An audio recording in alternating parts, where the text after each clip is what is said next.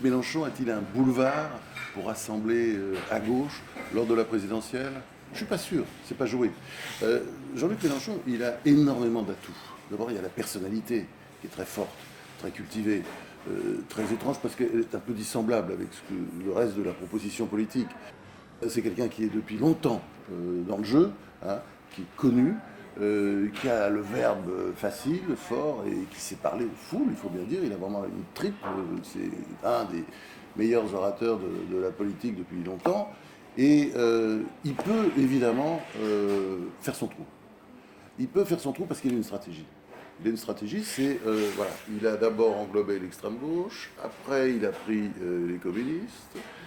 Bon, tout ça rejambe un peu évidemment parce qu'il a un peu pris leur fonds de commerce en même temps. Là aujourd'hui, il va vers les écologistes qui vont comme d'habitude vers une sorte de catastrophe et peut-être qu'au dernier moment ils retireront leur candidat en se disant bah, ça va faire cher si on ne fait pas 5%, parce que là vous payez si on ne fait pas 5%. Allons-y derrière Mélenchon qui leur offrira certainement des garanties. Bon. Et même d'ailleurs si les écolos sont présents, il va ramasser des électeurs écologistes et ramasser aussi tout le reste avant.